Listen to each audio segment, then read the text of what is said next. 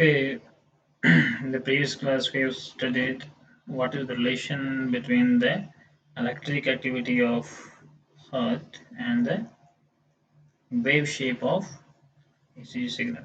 Okay, so you have three major components in the ECG. You have P wave, then QRS complex, and then T wave.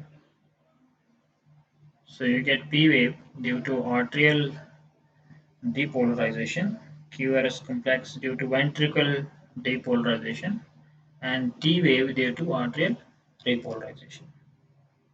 Okay, so the amplitude and the segments of these waves, they are very important for disease classification in case of cardiovascular health monitoring. Okay, I will see that how this signal, how this wave is basically measured clinically. So we have a method for that which we call as standard 12 lead ECG. Okay, so lead in this is basically defined as a potential difference. So you have basically measured 12 different potential differences in the clinical 12 lead ECG. So we have electrodes or sensors which are placed on the different parts of the body to acquire the potential differences. So out of these 12 leads, we have three leads which we call as limb leads, which is lead 1, lead 2, and lead 3. Then we have three more leads which we call as three augmented limb leads, which we say as AVL, AVR, and AVF. And then we have six chest leads, V1, V2 up to V6. So these total they constitute all the 12 leads. The 12 lead ECG system. Now first we will see how we acquire the limb leads. Lead 1, lead 2, and lead 3. So limb leads are simply obtained by placing the electrodes on the limbs, that is your arms and legs. So this is a subject.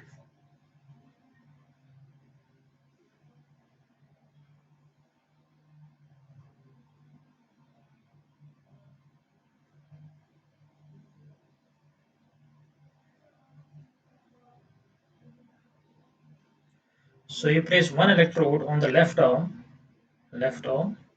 one electrode on the right arm, one electrode on the left leg, and your right leg is basically taken as ground. Okay. So when you measure the potential difference between the left arm and the right arm, that is called as lead 1, that potential difference. So you measure the potential between right arm and the left leg, that is lead 2. And between left leg and left arm, it is called as lead 3. Okay. This is what is three limb leads. Okay. So we basically measure the potential differences on the body surface. Okay. So potential difference between 2 points, that is one lead. So lead 1 is the potential difference between the left arm and the right arm. And in terms of this instrumentation or the polarity, you will see that we take the polarity of this is left arm, right arm, and left leg. So this is lead 1, lead 2, and lead 3. So we take it as plus here, positive here, and positive here. So what it means is that when you have lead 1, so this left arm, this is given to the inverting terminal, non-inverting terminal of your instrumentation amplifiers, or you can have like this.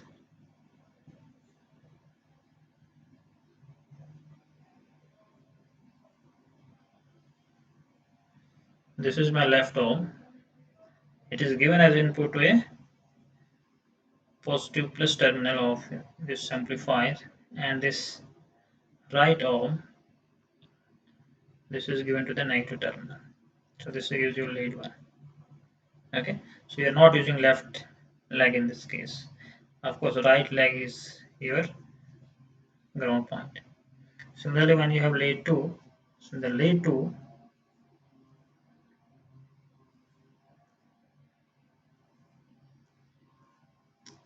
we are measuring the potential difference between our right arm and left leg.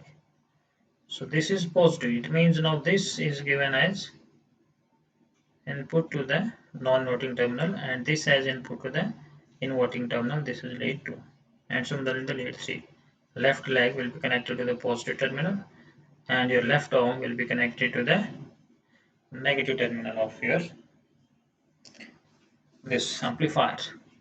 Okay, so based on this polarity, you can see that this becomes a closed loop, and if you simply apply Kirchhoff's voltage law, you will get a very important relation, that is your lead 2 is lead 1 plus lead 3, because it is positive to negative, then negative to positive, then positive to negative.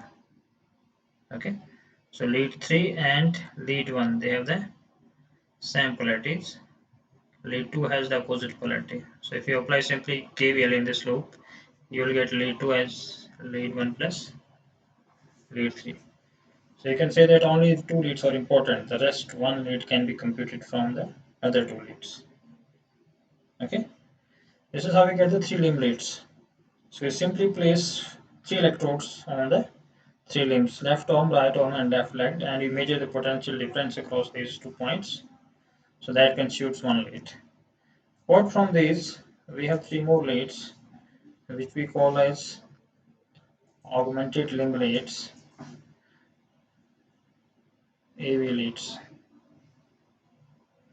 So you have AVL, AVR, and AVF. L is for left arm, R is for right arm, F is for foot basically. AV for augmented. In augmented limb leads, what we do, like suppose if you measure AVL, so what we do in the AVL,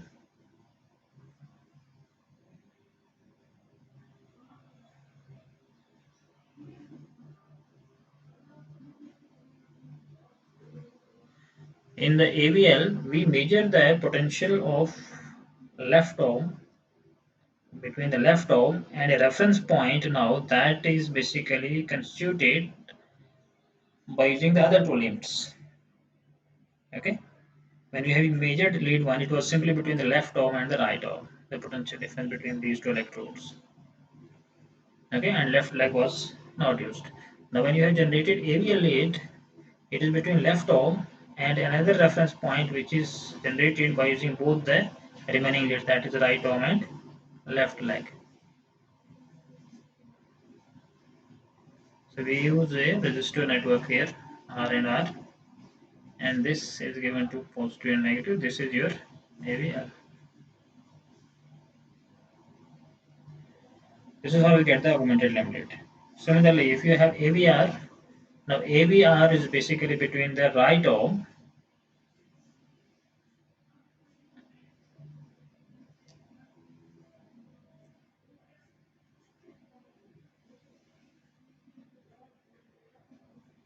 this is between the right arm with respect to another terminal which is the created by using the remaining two limbs. So this is R and R. This goes to the negative terminal, and to the positive of this we connect this. This is your AV R. Similarly AVF. Okay. So your left foot, and with reference to the average of right arm and left arm, that will give you AVF. So this is how you get three limb leads. Okay, and then apart from this we have 6 chest leads. Now for chest leads we create another reference point by combining all the 3 limb leads, which is called as Wilson terminal.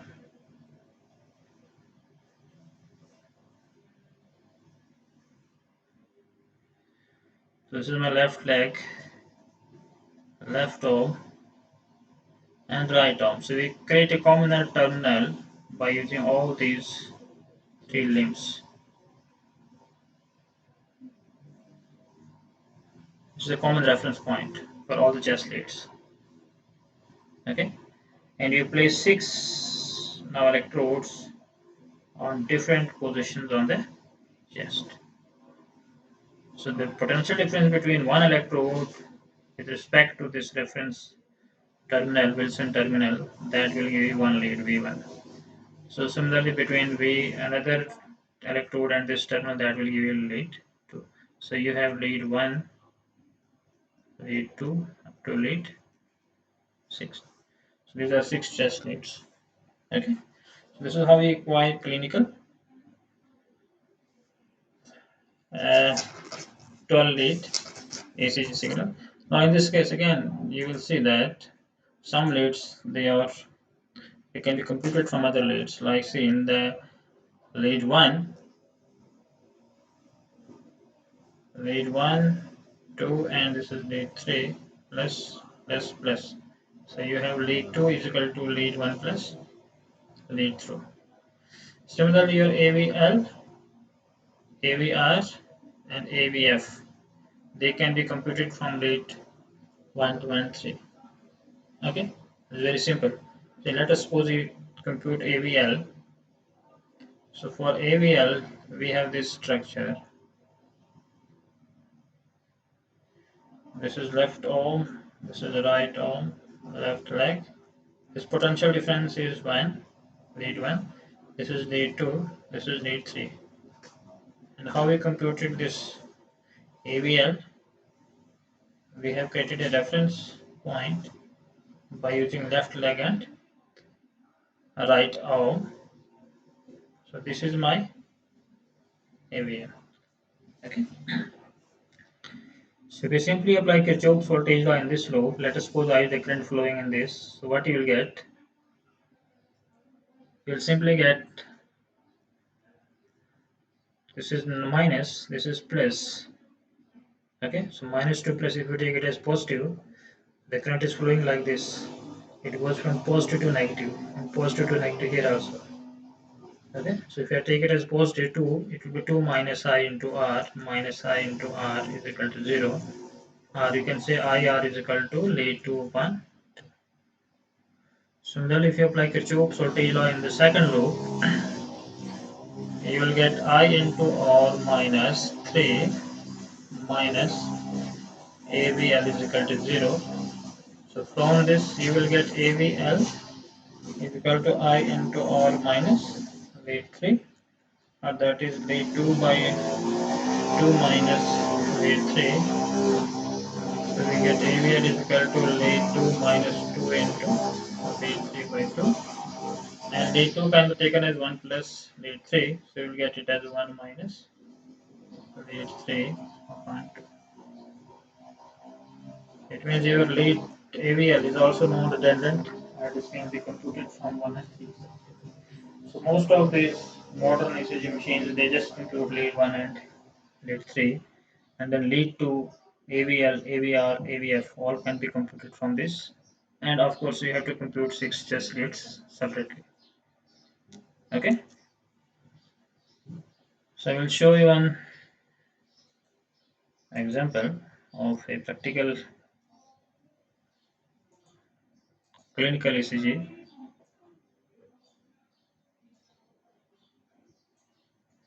This is what is basically you get when you go for ECG in a clinic. So you get the 6 leads. Okay, so this is lead 1, lead 2, 3, and AVR, AVL, and AVF. Then 6 chest leads V1, V2, V3, V4, V5, V6. Okay, and this is a ECG graph. This is chart paper. You will see that there are one square. This one square, it is 5 mm wide. The width of this square is 5 mm.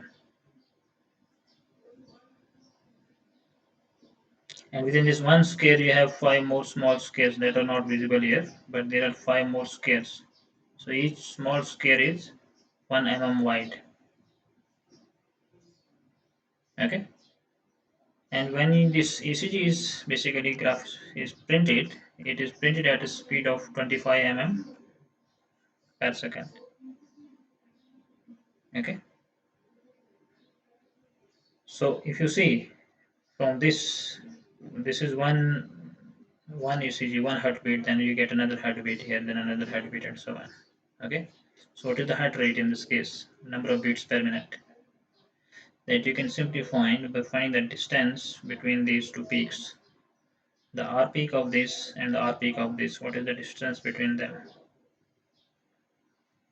So you see there are approximately 1, 2, 3, 4, 5 blocks. And since each block is 25 mm, 5 mm, 25 mm distance. And since the printing speed is 25 mm per second, it means this distance is almost 1 second. So in 1 second, you are getting one beat. Okay.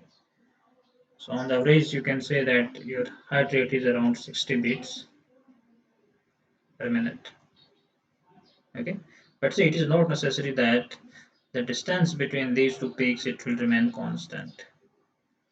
Yes, this is a very important factor which we call as heart rate variability (HRV). Okay.